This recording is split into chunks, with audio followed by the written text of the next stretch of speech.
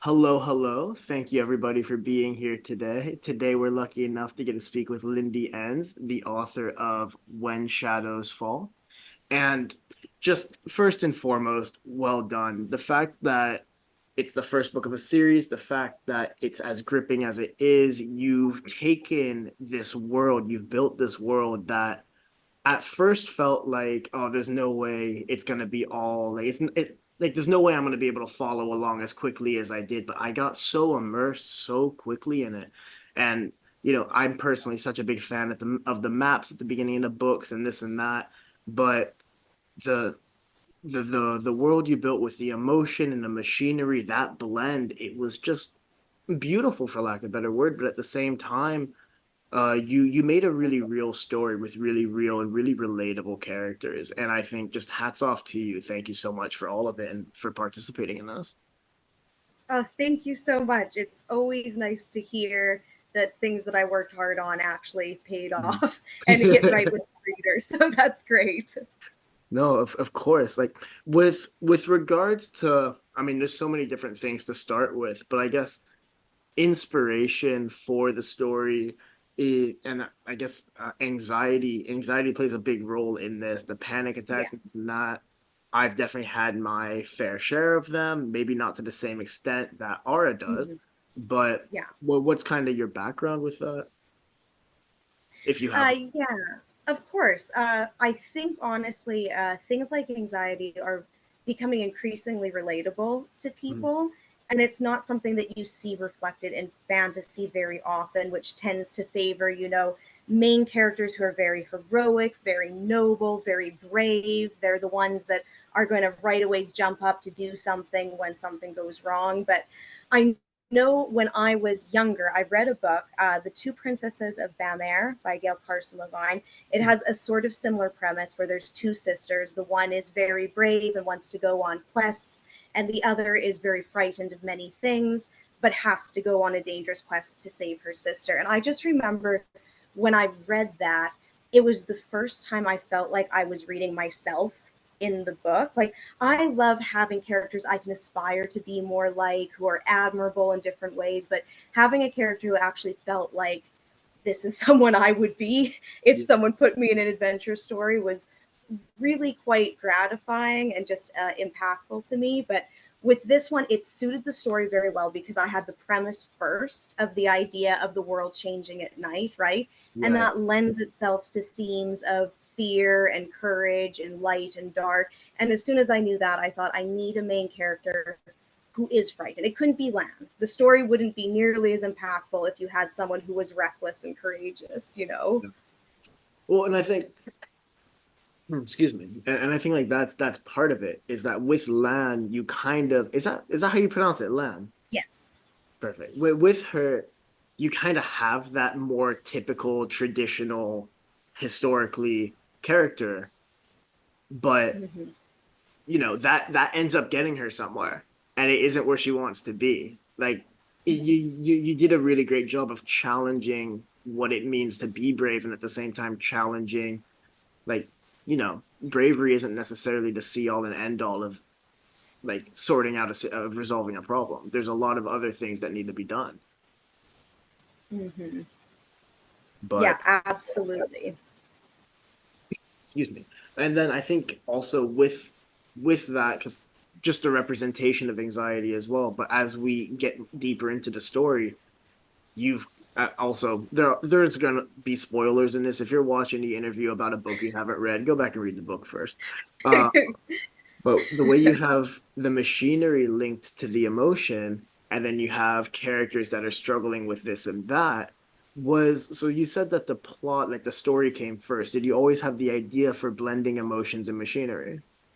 That's a really interesting question. I actually didn't. I got the premise. It was from a dream. It was really funny. It was that I was in a writing class and it was a prompt that just led me to the basic premise. And I actually tabled it because the world that I had in my head felt very generic. And it Mhm. was maybe 3, 4, 5 years later. And I remember I was home at my parents for the summer. I was sitting down. I just thought, wouldn't it be interesting if we had machinery run by emotions? And then I started brainstorming ideas and doing little diagrams. I thought, I've got to put this in a story. What do I have? And I start going through the little mental filing cabinet, thinking of all the story ideas I have. And the moment I thought of When Shadows Fall, I thought, this is perfect. This is what the world needs. These two ideas work together so well. And instantly, it just felt like things clicked. I mean, it makes total sense, and I thought it was genuinely just so clever. Like when they were explaining how like the kettles work and how it's like, oh, it's actually, you know, it might not work at the beginning, but then you're gonna get frustrated, and then it's gonna work. And I'm like, that Yeah, makes total sense. Like, I forget I what the really, yeah. it was really cool because like in an ideal world, I could, and this is what made the world building so exciting for me was that it felt like obviously this is world building, this isn't real, but it felt like in a different world it could have been, because it isn't, Mm, the idea itself wasn't that far-fetched. yeah, I think there's something too where emotions are such an interesting thing because they're not measurable, but they're extremely tangible on a personal level. Like Mhm. you feel something really real when you have emotion. You can feel other people's emotions. Like it can almost feel like an energy radiating off of them. Like if they're very angry or very happy, like there's something about it that does lend itself well to the idea of an energy that could be used. Yeah, no, 100%. And honestly, this is gonna sound weird, but when I was reading it, there was a familiarity with it. So Steve and I were speaking earlier, thinking about what could this have linked back to. We both kind of came to the realization. It seems like, I don't know if you ever played Zelda growing up or just in general. No. There's Now, Breath of the Wild as an adult. Yeah, yeah. There is just elements of the story that kind of linked back to that, and I don't know if that was just because of it being fantasy in the dark and stuff, but that whole idea of the change at night, because Mhm. in Breath of the Wild at night it changes and the skeletons come up and this and that. It felt Right. similar in that regard. It was just really, really cool to kind of see these little connections, whether intentional or not. Yeah. A similar one to that, actually. It's so funny because you write a book and then sometimes you'll read something or watch something Mm, and you didn't even know you had pulled from that story. And it will just be like, oh. And I just rewatched The Princess and the Goblin the other day. I don't know if you've read or watched it, but I haven't. there's definitely this thing where at night all these little goblin creatures come out and there's this a boy Curdy who you if you sing a song, like singing kind of scares them away, and he has a lantern and shows up on the scene. But I thought that idea of the world becoming very dangerous at night, the Mm, idea of this boy who can walk the night without fear because he kind of knows the trick of how yeah. to do it, I was like, oh yeah, I definitely see. Like I think that in fantasy worlds that get more dangerous at night, that's going to be repeated in a lot of stories just because it's a kind of a trope that serves that genre well. Well, it does, and I think it's also in this story, you kind of had the two people wandering the night. You had, and Mhm. forgive me, I've forgotten their names, but you have, Nat and and Near. one more time. Near and Near, Nat. Or, that's what it was, yeah. because Yeah. Near felt like the little guy who knew what was going on, and I thought he was just such a fun character to follow because I had no idea what he was up to. Like Yeah. as a reader, you're sitting there trying to piece together what his intentions are, this or that, because he makes it clear that he has ulterior motives from the get-go, but Mm-hmm. it's really just playing along. And yeah, he has ulterior motives, but it was cool to see kind of for lack of a better word, the white and black, the night and dark, sorry, Yeah. the light and dark about Near and Nat, because they're Mm-hmm. both night walkers. They know of each other, this and that, but they're also separate and they don't really mix in with each other. Yeah, that's true. I had a lot of fun writing Near. I enjoy those kinds of characters so much. The ones like the trickster kind, Yeah. where they're mysterious, you never really know what's going on, but there's reasons behind it all. I'm really excited for people to read the sequel because we get to learn more about Near in book I, two. So, I believe it. That was actually going to be one of the questions I asked. That what is to come from this series? So I've only read the first one. I know that subscribers are curious about the second, potentially third. Where are you at in the series? So I have a second draft for both book two and book three done. Book two, I've also done some revisions of. I've just gotten my first like really big round of beta feedback back on book two. So I'm looking through that and seeing like the things that I still need to do some revision on book two before I get to editing.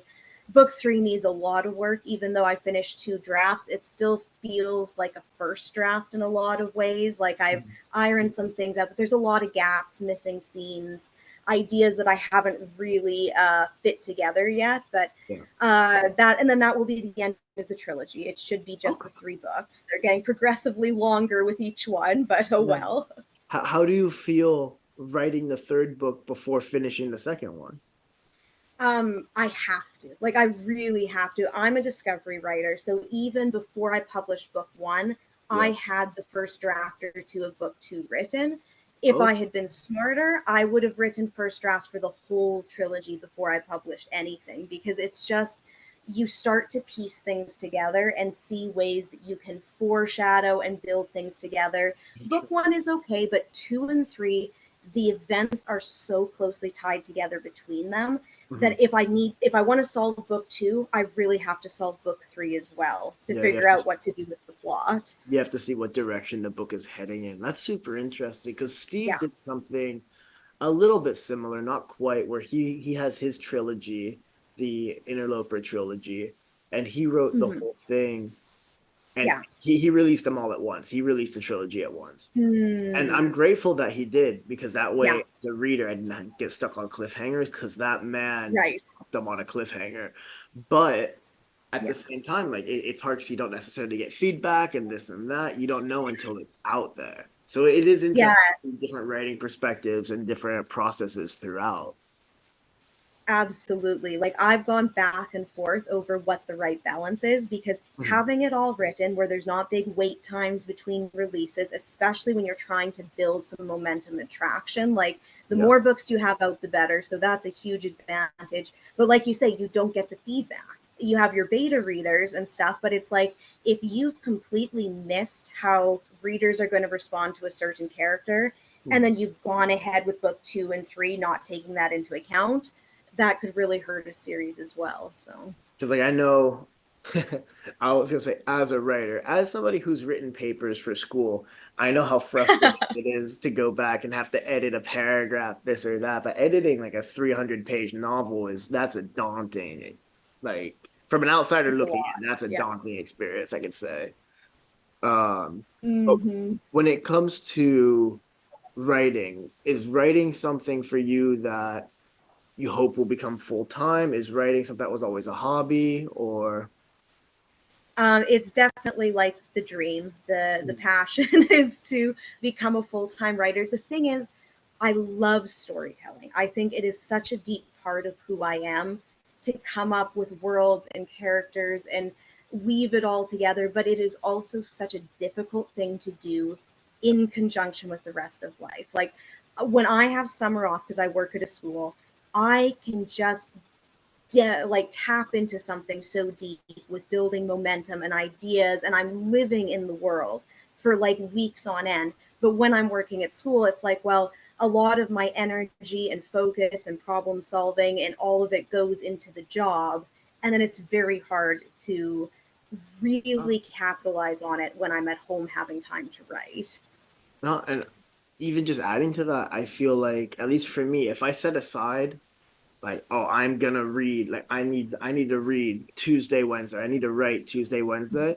I know full well that when Tuesday, Wednesday roll around and I have my whole schedule cleared, that's what I'm gonna get in my head about it, and I'm not gonna be as productive as I would have otherwise been. It adds this innate pressure. So Yeah. I can understand that. It's not an easy endeavor. And it's good that right now you seem to have a balance and you're churning out books, so it's exciting. Well, it doesn't feel like that from my side. It feels like I have spent a lot of time writing just one book, but it is, I'm trying to find the balances. I do take some afternoons off of work. It's there's a tension between what my finances can allow and what my heart desires, and I'm always fighting to find that balance. But I try to keep myself accountable as much as I can, because I am lucky to have way more free time than most people have. I don't I'm an introvert. I don't do a lot of socializing. I don't have a family to raise. My job is with some afternoons off and, summers off and stuff like Yeah. that. But it's a challenge. No, I mean, I think everyone finds or everyone's trying to find their balance. People Yes. who say they found it, I'm not so sure. One of one of the questions Steve had is he really liked, and I'm not too familiar with them myself, but he said he really likes your drawings of progress bars and stuff on Twitter. He Yeah. to know kind of your process, how you plan, like your whole kind of organized, like what goes on in the mind of Lindy Enns when she's writing.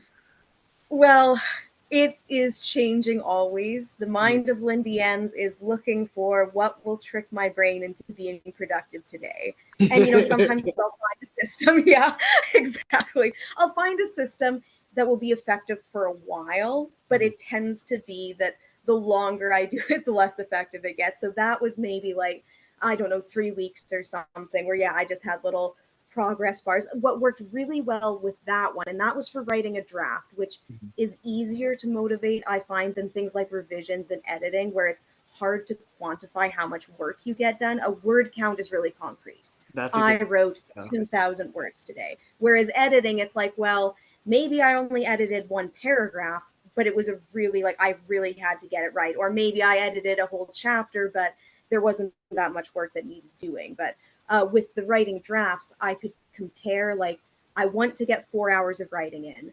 But if I can write 6,000 words before the 4 hours are done, I've earned myself a little break and I can stop early for the day and do something else. And I found that very motivating. But yeah, it kind of fizzled out. But I think that's how it is though. Like we we're only human at the end of the day. And like I think in an ideal world, yeah, sure, maybe we have our timetables and we stick to Yeah. them. I know for me, I read a lot, um, and there's days where like 100 pages is nothing, and then there's days where a hundred Right. pages is my entire day because I am just so Yeah. distracted or looking for a break or this or that. Mm-hmm, the mm-hmm. It's good to have those internal kind of deadlines and those internal processes, and yeah, you have to switch them up because if you don't, your body, yeah, your mind knows, like like it knows that the Yes. trick is no longer working. um It's like a constant search for new sticks and new carrots. It's like, okay, what can I threaten myself with? What can I promise myself if I do a good job?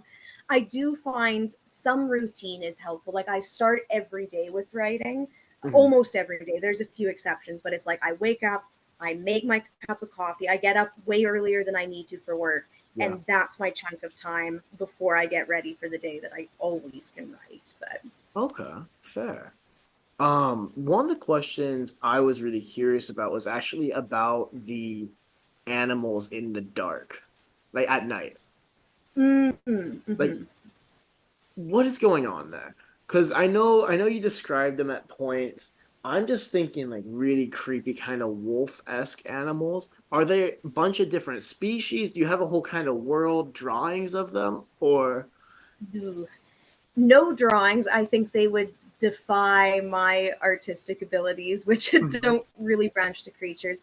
I would say there's a fair bit of similarity between them, but there's really this sense of this hulking sort of misshapen, like not even a really concrete form, but mhm, something that is shifting a bit and moving, and it looks like it shouldn't be able to walk at all, but it's almost like it's half made of shadow, where it's yeah. able to sort of move quite fluidly despite having like these limbs that just look like they are completely grotesque, like they don't support it well. The I whole would love for a different artist to read the descriptions that I wrote in the book I see. and recreate it. I would love that. That would be fantastic. But If it's a anyone's really, an I artist, find we'd it love to hard see to, yeah. it. Yes. I think it's one of those things too, and it branches into a larger theme of the book, the whole idea of it can't hurt you if you don't believe in it. It's not real if you say it's not real. Because that was Yeah. kind of the whole thing was this whole city was run on fear. Like the whole I think when they came down to it, it was like, oh, like the whole castle's only got like 40 people. Like, how are they in complete control of everything? That doesn't make any sense. But you Hmm. know, it comes back to the tropes and the main messaging point of just if you actually work together in all of this, you're gonna be fine. It Yeah. like, the big guy is never as big as all the little guys put together. You And I know, and there's that. I think there's also sort of a metaphorical side to it, which is, and this kind of leads back to the themes of anxiety and fear, but we tend to have fears in our lives that we inflate completely out of proportion of what they really are. And they just turn into these, the monster in the closet that you can't get out of your mind. And if you really confronted it, maybe it turns out it's just a mouse, right? And it wasn't that big of a thing, but we blow it out of proportion. like as somebody who's like a serial overthinker, I can tell you the amount of times I have panicked for things that just never ended up happening. Yes. And it's Yeah. like, oh man, I know this. I've done this. Like, stop doing. Yeah. So yeah, no, I completely get that. And it's cool to see all of these play out in a story that like in a story where it seemed fitting. Like nothing in the story felt forced. It wasn't just like, oh, by the way, here's like a life philosophical moment. Like it all fit in really nicely. Yeah. Whether it was Ara and Lan just playing board games together, seeing how all of that worked and seeing how their family dynamic worked with their dad and then just their mom raising them. It was or not raising them, but like taking care of them after it Mhm. all happened. It was really cool to just see those tropes fit in really nice. Like hats off to you again for it. Uh, Thank you. I'm kind of thinking through because there's so many questions, and this is more just me being a nerd about medieval times and this and that. Like I love the castle. Um, one of the questions Steve had, especially because his trilogy is very world building as well. One of the things I've been on him about was that you need to add a map to your books. Oh, yes. Yeah. What are some of your favorite maps in books if you have any? I feel like I'm annoyed at myself for not just knowing this because I feel like I'll see a nice map and I'll really Mhm. appreciate it, calling it to mind. I mean, obviously, Lord of the Rings. You Yeah, of can't course. not say Middle Earth. That's a fantastic map. Brandon Sanderson, Way of Kings, like the map of Roshar. Okay. I was just looking at that again the other day, and that's a really lovely Mhm. map too. But I And really like the ones that look like they could have been drawn by somebody in the world, mhm. with like ink and pencil and something that you might see covering like an entire wall on like, in the Yeah, castle or yeah, yeah. something. Yeah. Is this when it comes to the artwork, like the maps as well, are these something that you made? I made the maps. I'm That's so proud of that's myself absolutely because awesome. I tried for the cover and quickly realized it was going to be a mistake. But the maps, I was like, I think I can actually do this. Like, I'm pretty familiar with an art program. I used a map software to get like the base shape of like the continent and some things. And Mhm. then, yeah, I just took into my art program and ended up like I spent way too long just being finicky with little details. I That's what was I gonna do say is I get you drew so many trees. I copy and pasted a lot of trees, and then I got extremely finicky, like erasing the little lines where they overlapped Oh wrong and no. resizing and cutting it easier. I probably spent like 4 hours doing trees. Well, I mean, it worked out is the thing. I think the but without getting too into it, the fact that the trees are so copy and pasted, it made me think of how dense the forest was. Because had you just Yeah, put 10 trees down, I'd be like, oh, okay, it's a wood, like it's fine. They can just yeah, walk through it. But now you're thinking dense forest, it's at yeah, night, you're hearing things you don't want to hear, yeah, you're already freaked out about it. It plays into that whole thing. It plays into the yeah. the only thing to fear is fear itself kind of vibe. Mhm. Um, but yeah, Well, and no, I actually didn't have trees the first time I drew the map. I had the outline of the forest and then a different color shading in it. And that was the one critique I got when I showed people the maps is they're like, uh, you have to draw actual trees. And there I was like, oh, dang it. yeah, there goes a couple But hours. it paid off. So we've all been there. We're like, you know Yeah. what you need to do, but you're just hoping that you get that Yeah. positive Looking for the information to get you out of shortcut. it. Mhm. I'm going through the few questions that Steve's got left. Mhm. One of the questions we love to ask is if this were cast as a movie, who would you cast as Lan and Ara? I don't do this. Like Yeah, I fair. know some people do like casting. I couldn't even come up with an actor's name. Like I just and especially since like I don't know. I don't keep a good roster. I'd be really curious though if you guys had names that you thought of for anyone. For myself, no, because I am not in the Yeah. know. I will get Steve's answer and I will post it in the comments because I have no Yes, I love idea. that. I can list two actors now, but I feel like I wouldn't be doing it justice. And I know he's most likely given it thought. Um, Yeah. I feel like that's a job for a casting director. I it don't is. need to think about that kind of thing. But then it's also I thought it was a quick little bit of a sidebar from that. I just thought it was also cool that in terms of it's my ADHD taking over. Like just the idea of like I'm thinking internship. I forget the word that you used. Uh Apprenticeship. Apprenticeship, thank you. With the mechanic and all of this, like it felt like that is such an important role within the society that it blew my mind that there was only one of them. Like that's such a coveted position. That's such an important role. And obviously Yeah. he had his own issues, which is why there's only one of them instead of more.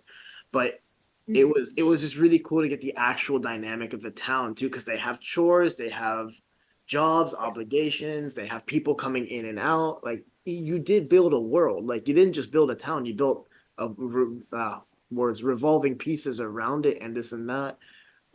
I forget the antagonist's name, the woman, um, Cav.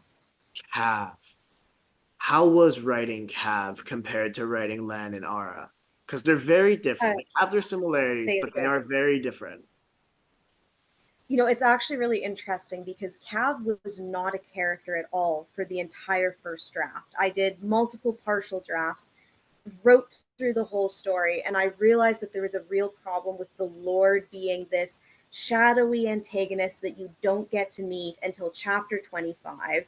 And it was like for story reasons, I can't bring him into the story earlier because he would never leave the castle. Like that wouldn't happen. And I thought, and I hadn't shown the scene with tribute either. Ara actually left before tribute day Ah, happened. I thought okay, okay. this is a huge missed opportunity to show the stakes and the cost and how difficult it was, and to set up the reason for Lan being taken so soon after. But I loved writing Cav. I Yeah, really like that sort of like she is not run by emotions.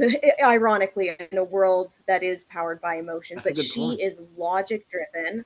She's very cool, smart. She has ambition and plans.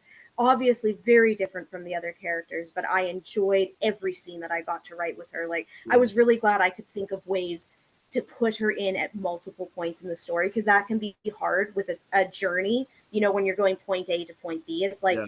how do you get the main character to keep bumping into the antagonist? And it ended up working pretty well. But No, it worked really well, and I think from the moment Cav was introduced, like yeah, pinpointing, like the person stepping out of line and this and that, it's like, oh mhm, no, she is on it. Like she's on it. You know she's gonna be a problem, and like yeah, you have that like efficiency versus like Lan's lackadaisical kind of style of life. yeah, But then at the same hmm, time, they're very similar in terms of they will protect what they believe in and this and that. yeah, Um, so no, I think it's really cool. And I didn't even think about the idea of had you not had Cav, well, yeah, because you're right, you couldn't have just waited for the Lord Merrick to appear 280 pages into a 300 page story. yeah, Like, like you yeah. got It to have was it was missing something.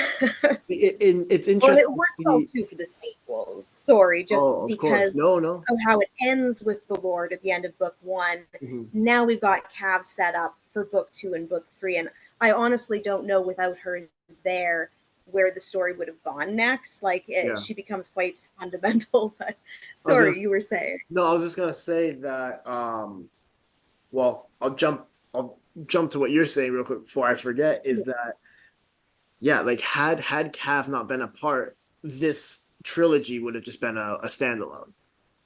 Yeah, Like, but I guess what I was gonna say is that with Cav, it felt it was cool to see the form that the Lord Merrick would take for his kind of right hand person, because I feel like that says a Mhm. lot about the that says a lot about the main antagonists themselves. You know, he could have Yeah. had somebody very different. He could have had the exact opposite, the same kind of person. But at the end of the day, I saw it as a reflection of the type of leader and the type of person that he was as well.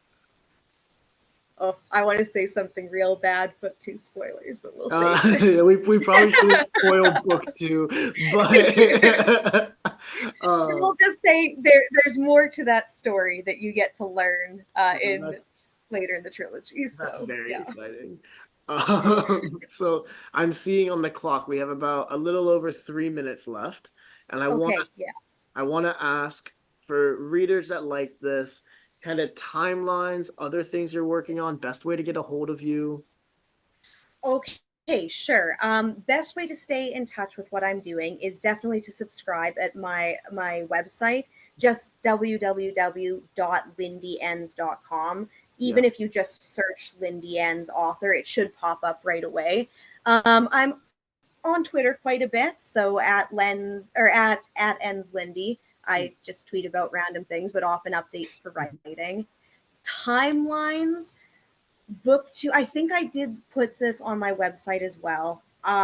Book two won't be this year. It definitely won't be ready in time for that. I would love for by June of next year to have it out, and then book three to be maybe another year and a half down the line. But the truth is, I give myself these like deadlines all the time, and we'll see. We'll see what happens. But yes, subscribing at my website, great way to stay in touch and stay in the loop. Amazing. And yeah, I think regarding timelines, a lot of times we just give ourselves arbitrary dates. For all you know, the book can be ready Yeah, by January this year. It could be ready by yeah, January of next year. It's yeah. more, yeah, no, that's really good. And I think it's good that you have those kind of deadlines, and then you know that they're a little bit softer in terms of Yeah, their I don't result. want to put out a rush book. That's the Of big thing for course. me is if it's not ready, it's not ready. And I know people are waiting for it, but I want to give them the best book that I can. So Well, and I think at the same time, if I remember correctly, this was your debut novel, right? yes, So that's incredibly impressive because this feels like a very refined. It feels like you've been doing this for a while because it did not read like a debut novel, I and that's spent a not lot just of me time. saying that. Thank you.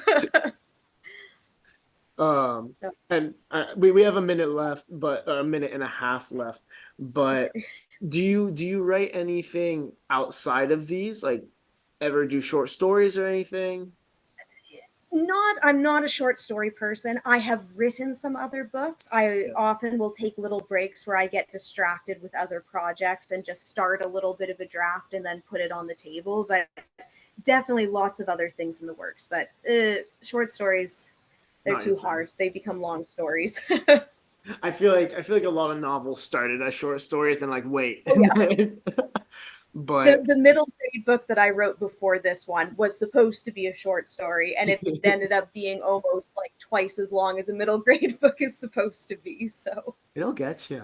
But more than yeah, anything, thank you again so much for the yeah. time. Sorry again for the little timing kerfuffle there, Oh, no but worries at all. really Thank you so appreciate much you for having speaking. me on. Of course. Yeah, And if you manage to make it 40 minutes through an interview and you forgot, the story is When Shadows Fall by Lindy Enns. Please check it out and just yeah, thank you again. Have a lovely rest of the day. yeah. You too. Take care. Take care.